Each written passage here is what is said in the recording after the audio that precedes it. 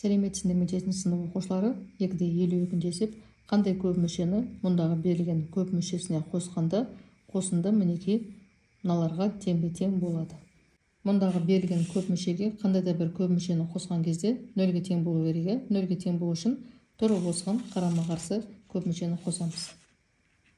Сонда минус 5х-тің n дәрежесі қосылған x куб қосылған x азайтылған 7-ні қосамыз. Сонда 0-ге тең болады. Енді екіншісінде 5-ке тең болу керек.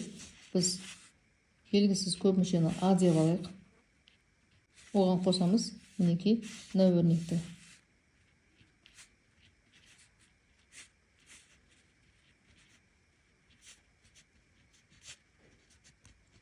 Тең болады 5-ке деп алайық.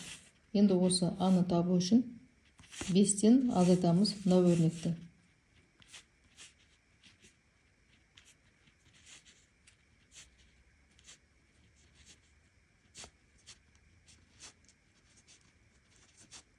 Енді жақшаны ашамыз. Мұнда бізде минус таңбасы бар екен.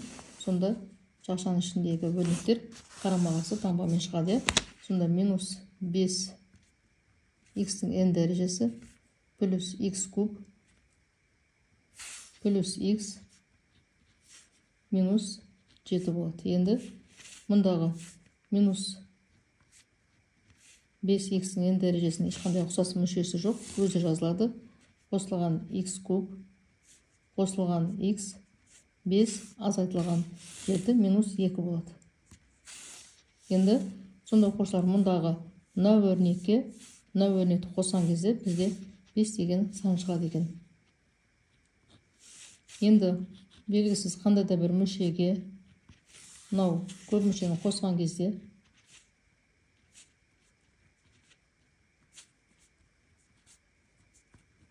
ол тең болады екен 2х минус 6-ға деп аламыз. Сонда енді осы жердегі a-ны табу үшін жаңағыдай мына өрнектен мына өрнекті, яғни көп мүшені азайтамыз. Оқушылар азайтқанда жаңа өздерің көрдіңдер, минус таңбасы болады да қарама-қарсы таңбамен шығады. Бірдесен жаза салайын. 5х n дәреже бізде 5 плюс x куб плюс x минус 7. Енді ұқсас мүшелер біріктіреміз. Мұнда бізде минус 5х-тің n дәрежесі өзі түседі. Плюс x куб. Енді мұнда 2х қосылған x 3х болады. Минус 6, минус 7, минус 13 болады.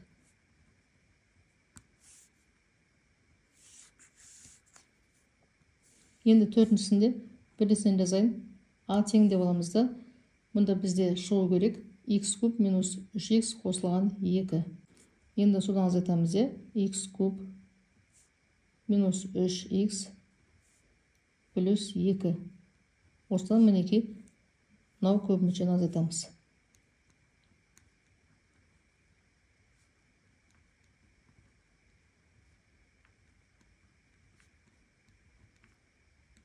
Енді ұқсас мүшелер біріктіреміз. Минус 5 көбейтілген x n дәрежесі ешқандай ұқсас мүшесі жоқ. Өзі жазылады. Мұнда бізде x куб қосылады 2x куб болады.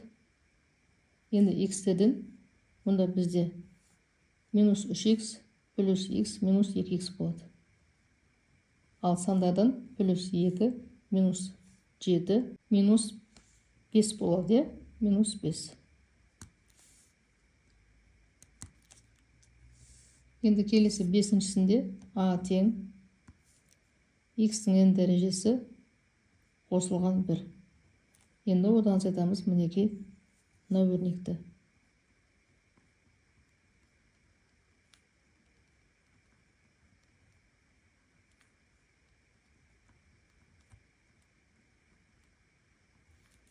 Сонда x-тің n дәрежесі минус 5 көбейтілген x-тің n дәрежесі минус 4 болады.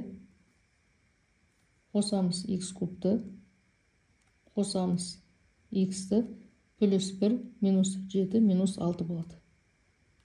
Сонда оқушылар, мынау көп мүшеге жаңағы алғашқыда берген көп мүшені қосқан кезде мінекей мынадай өрнек шығады екен. Келесі 2-53 есеп бір айнымалыға ғана тәуелді және барлық мүшелерінің дәрежелері жұп болып келген көп мүшенің мәні айнымалының таңбасын қарама-қарсы таңбаға ауыстырғанда өзгермейтінін дәлелдеңдер. Оқушылар бір айнымалыға ғана тәуелді деп тұр және олардың дәрежесі жұп болу керек. Мысалға x квадрат қосылған x-тің 4 дәрежесі қосылған x-тің 6 дәрежесі қосылған x-тің 8 дәрежесі деп алайық. Енді осы айнымалының таңбасын қарама-қарсы таңбаға ауыстырған кезде олар бір-біріне тең болатынын дәлелдейміз. Минус x квадрат қосылған минус x-тің 4 дәрежесі минус x-тің 6 дәрежесі қосылған минус x-тің 8 дәрежесі. Сонда оқушылар, мұнда бізде минус қандай да бір теріс таңбалы болсын, оң таңбалы болсын санға жұп дәреже болатын болса, одан оң сан шығады. Сонда x квадрат қосылған x-тің 4 дәрежесі x-тің 6 дәрежесі қосылған x-тің 8 дәрежесі тең болады x квадрат қосылған x-тің 4 дәрежесі қосылған x-тің 6 дәрежесі қосылған x-тің 8 дәрежесіне. Мінекей дәлелденді. Келесі 2-54 есепте көп мүшенің ең кіші мәнін табыңдар. Мұнда біз ең алдымен жақшаны аша аламыз. 1 қосылған 2x квадрат. Мұнда плюс таңбасы бар екен. Таңбалары сойге ашылады.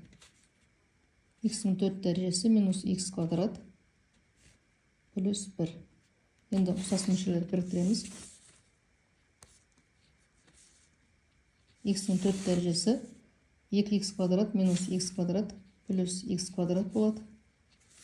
1 қосамыз 2 болады. Сонда ең кіші мәні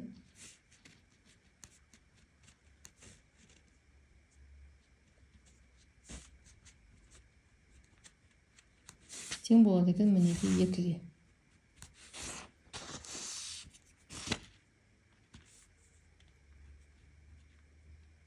4a квадрат минус 4 минус, мұнда бізде қарама-қарсы таңбамен шығады. Минус 5 минус 3a квадрат тең 4a квадрат минус 3a квадрат a квадрат болады. Минус 4 минус 5 минус 9 болады. Сонда ең кіші мәні мінекей минус 9-ға тең.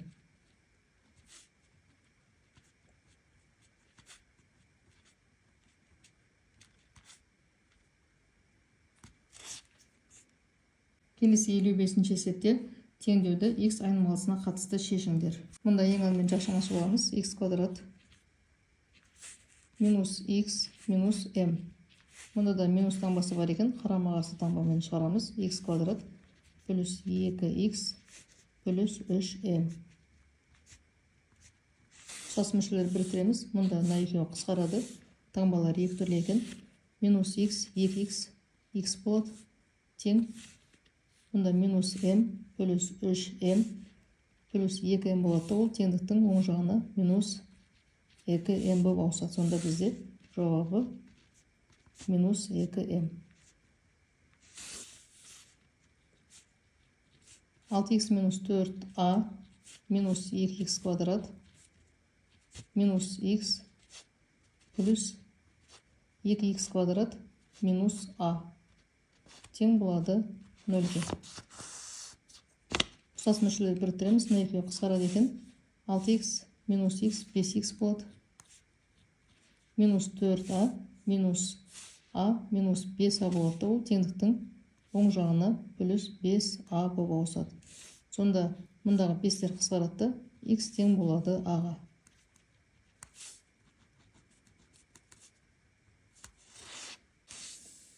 Енді келесісі 5x квадрат қосылған 2x минус p.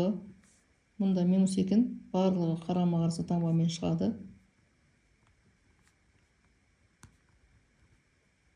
Тең 0-ге. Енді мына екеуі қысқарады. Мұнда бізде 2х, 2х 4х болады. Минус 1b, минус 3b, минус 4b болады. Ол оң жаққа 4b болып ауысады. 4-тер қысқарады, сонда x тең болады p-ға.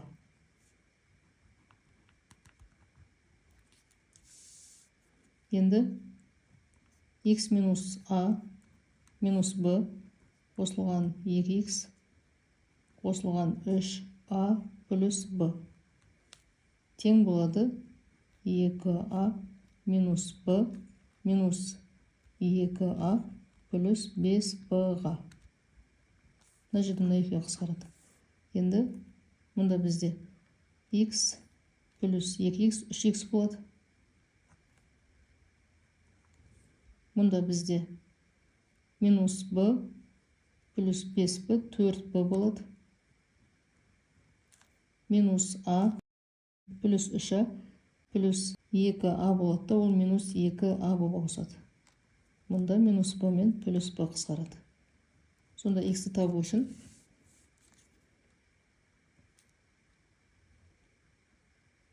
төрт b минус 2a-ны бөлеміз 3-ке. Мінекей жауабы осы болады.